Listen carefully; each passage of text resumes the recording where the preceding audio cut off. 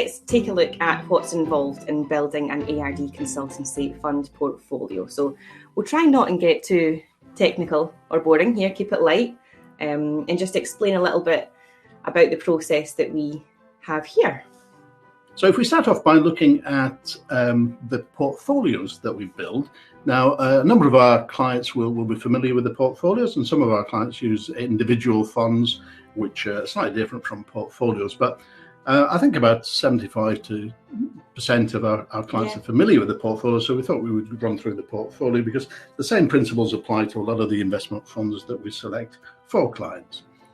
Yes, exactly. So here at A.R.D, we run or create 5 model portfolios, which each of them require a different investment solution, going through the range of attitude to risk, starting off at defensive, moving up slightly to cautious, balanced, capital growth, and aggressive.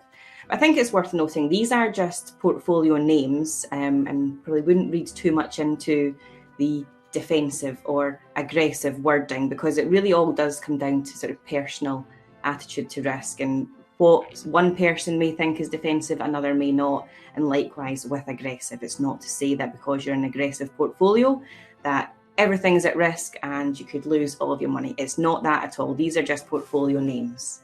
First of all, we start the journey with a blank piece of paper and then begin to scratch our heads. Oh. So yeah, we'd start this process from scratch every time that we look. We don't get complacent and just stick with the same portfolios and tweak those ever so slightly. We start with a blank piece of paper each and every time that we meet and build them from the ground up, really. So although we obviously work together in the office, we do set aside time regularly to meet and just discuss the world of investment funds and solutions, and just focus solely on creating these portfolios. Yes, I think the meetings are very useful because there may be events that happen that we'll want to be reflected within the portfolios. We used to have at least 2 regular updates to the portfolios when I think the world was a little bit more precarious. And we moved over a number of years ago to just have 1 major investment review a year, unless anything significant happened in the interim. So generally, it's we're looking at the portfolios every day of the week, but then we'll make decisive decisions, at least now annually. Yes, exactly. We don't like to be making changes just for the sake of it, and we don't obviously make any knee-jerk reactions to anything that is going on in the world. So we'll obviously keep all of these under hats and keep into consideration for decisions that we make. And although we do at least annually, we may well make a change in between times if we feel it's necessary. So we never get complacent. Now, to help us in the process, we use a variety of tools, and probably the one we start off with is a company called Morningstar, and they're a research firm. They're an American company which carries its own challenges because some of the suggestions they have are more suited perhaps to the American market than here in the UK. But they will give us an angle as to where they see the next 3 to 5 years in terms of allocation rates. So they'll give us a view on where in the world we should be looking to invest, and indeed what assets we should invest in, and then we'll use that as the basis for going forward. So, for example, Morningstar may say that for our middle of the road or balanced portfolio, perhaps in their view, we should have 15% holding in North American shares. So we'll say that, right? Okay, let's have a look at that, and we'll start that as the point to which we go forward. There are though challenges. Indeed, yes. So, like you're saying, for example, we will look at where they suggest allocating these portion of the investment funds. It could be all around the world, but one of the challenges we sometimes have is that their suggestion could be to allocate a portion to, say, emerging markets debts, for example. We've personally found this in the past. It's a difficult area to find a good fund that meets the criteria and adds value. This is where it's key. So we will look into the areas that they suggest, but if we don't feel there is a suitable fund for our clients that we feel is worthwhile adding to the portfolio because we can see where they can add value, we won't do it just for the sake of it. We'll perhaps look at other areas of the world to allocate instead. What we do is take a view, and the view we take is not over the next few months or even the next 2 or 3 years. It's longer term than that. It's over the next 5 to 10 years. So often we're asked, well, what account of things like Brexit, presidential elections, even just at the moment COVID, what effect does this have on our planning? And generally it has no effect at all, because of the fact that we're ignoring the short-term movements. If something presented itself that looked like it was going to change the world forever, so for example, one of the things that may well happen going forward is in terms of property. Perhaps there may be less demand for high premium, large office accommodations in cities, not only in the UK, but worldwide, as more people may work from home. So it could be then we take that's a fundamental change that's happened just now. So we're saying, okay, let's have a look at property, and perhaps we don't want as much office space in the portfolio as we did before. We find that when we take the longer term view, and it's about asset allocation, so where we should have money invested, actually asset allocation can be more successful than individual fund selection. So many studies will show that if you allocate correctly, it doesn't matter so much which fund you actually choose. Once you've got your allocation rates, then the performance will speak for itself. Some of the allocation rates that we allocate to the different portfolios, we've got fixed interest, which we have discussed before, which is another word for debt, and that will include both company debt and government debt. Property, as Andrew mentioned, that's more the commercial side of things. And the equities, UK equity, it'll include large and small companies, European equity, North American equity, emerging markets, Far East, cash and commodities. So there's quite a lot of diversification there and spread across the world. We will then use our own investment skills. We then look at what funds we have to choose from here in the UK. So all our funds that are available are all UK listed. And this gives us over 3,000 different investment funds to consider for inclusion within the portfolio. Yeah, so there's quite a few requirements and criteria that we set for things that we will look for when we're researching all 3,000 of those funds that Andrew just mentioned. One thing is, straight away we'll rule out any single mixed funds. So we're looking for funds that do fit the allocation rates that we have. So in other words, if we are choosing a European equity fund, we want that fund to only hold European quoted equities and not include other overseas companies and holdings and things. Quite often you will find that you'll get a single fund which incorporates a lot of different things within it. So it's looking under the bonnet and seeing exactly what these companies are investing in, what companies they're buying, their shares and things. And we make sure that they are focused solely on FSA European at this time. The next thing we look at is a track record. So ideally we want a fund to have at least 5 years past performance for us to be able to consider. And we do this because of the fact that there's a number of funds that launch, and they launch very successfully, and they do great things in the first 1 to 3 years or so.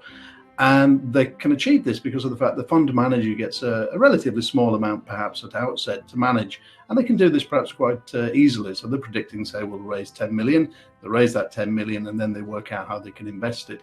If suddenly they appear at the top of the chart, so the performance period for a year or a few months, they'll get a lot more money coming to it, because a lot of people, unfortunately, the herd mentality, they go, oh, I must be with the top performing fund in its sector, I'm going to go into this fund.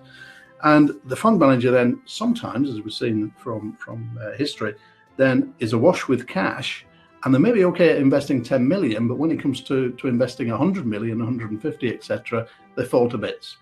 And you do see funds that go yo-yo. They go up 1 year, and the next year they drop because of the significant amounts of cash they've had there. And then when the performance starts to slip, they get withdrawals, money taken out of them, and away we go again. So we want a fund that performs well over the 5 year period, and not just a flash in the pan They might have got it right at the beginning, but perhaps longer term, that's where we want them to be able to show a consistent record. Absolutely. Mentioned it already, but the funds that we're looking for, they must add value. So we're looking for something that's doing better than many others out there, or at least an index. So for example, if we're selecting a UK equity fund, we'll want it to provide the potential for superior returns over the FTSE All-Share Index over most time periods. Obviously, things happen and we can't always guarantee that a fund's going to perform or outperform an index every day of the year for years and years and years. So we're looking back, but we want something that's consistently outperforming an index, doing better than the index that's out there at the moment. That's where we see the potential for our clients to make money. We then research the fund provider who we've seen one of their funds perhaps that we'd like to use, and we want to then get to know the fund manager and what their investment style is and philosophy. And we will then, if we can, speak to the fund manager on behalf of our clients to find out what their views are on the market. And at that stage, there's a big telling point, because we may discover that their views perhaps don't align closely with ours, and therefore we may say, well, thank you, but no thanks. Exactly.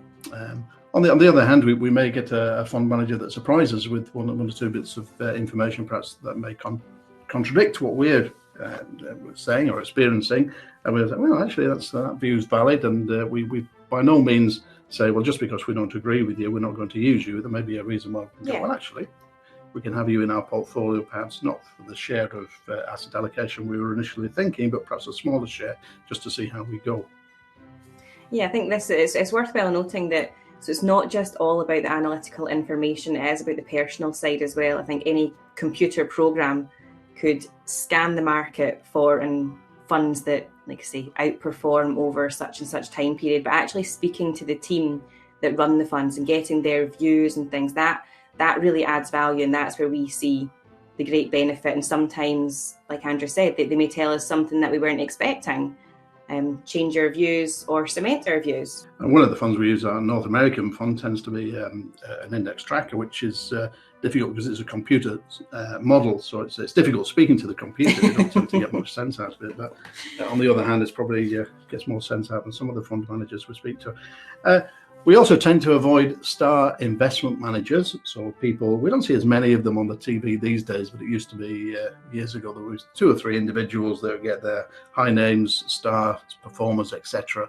And the difficulty with this is, okay, they may shoot the lights out one month and may do particularly well over a period of time. But if it's down to one individual, it causes a bit of a challenge, because that one person's knowledge is pivotal to their success.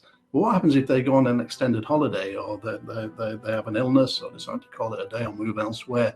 Then you've got a challenge. So what we're wanting is a good team, and we're wanting a methodology to the way that they select the particular assets for inclusion. So we're wanting not a star.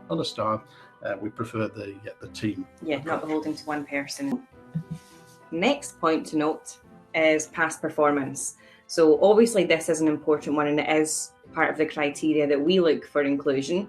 It's good to look back and see how these funds have performed over particularly volatile time periods. For example, COVID. There's been various events in the past, and it's been good to see how these funds fared compared to various competitors. What we like looking for is reduced volatility. So we don't like funds that boom one year and then go bust the next. We much prefer funds that will return superior to average, but they achieve that consistently. So we found that over time, narrowing down this search really does help reduce the risk, but we found that it increases long-term returns. Like I say, the boom and bust is not something that we're looking for. We're looking for more consistent, because we're looking for long-term returns. And over long duration, then these are the types of funds that climb and climb. We've selected the funds that are going to make the portfolios, or so we think.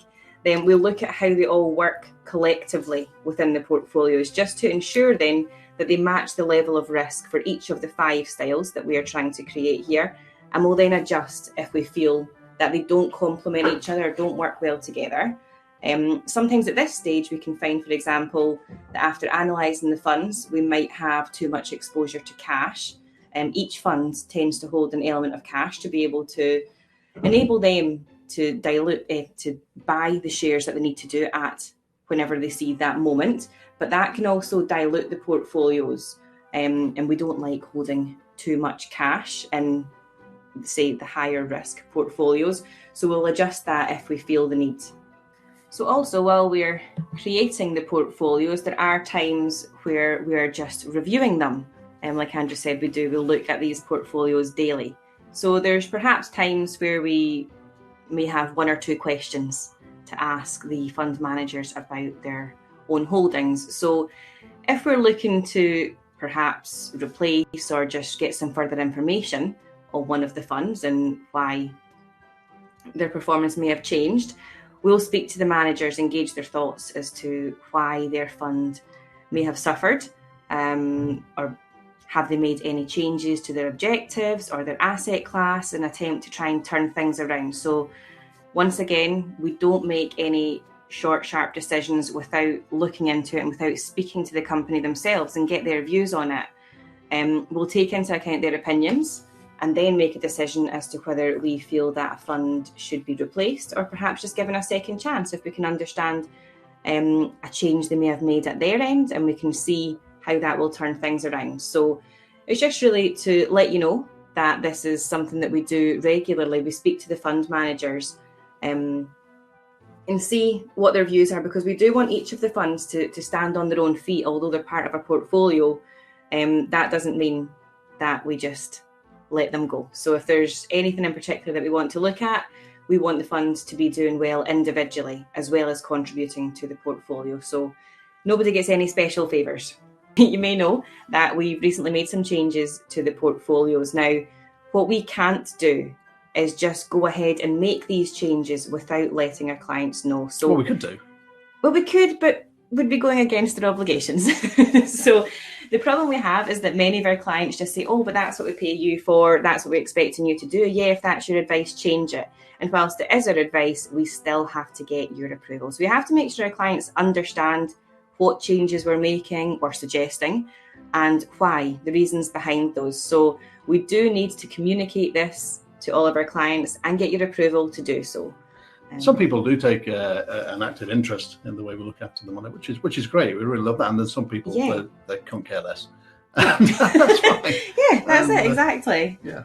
So it's equally, we love having discussions with people about the makeup of the fund, what constitutes a good fund, why we're making the changes, and those conversations are great. And equally, we love speaking to clients who really just say get on with it and make me some money, and that's the way they leave it. So I think that's why we're doing this about the portfolio construction, because it has raised a lot of questions and discussions. People who are looking to just learn a little bit more about why we're making these changes and how we create the portfolio. So yeah, we thought we'd be just touch on that with a little bit, well, hopefully not too dry, some information on how we do it here. If there is any questions at all or anything else that you want us to cover, then please let us know. We're happy to answer any questions.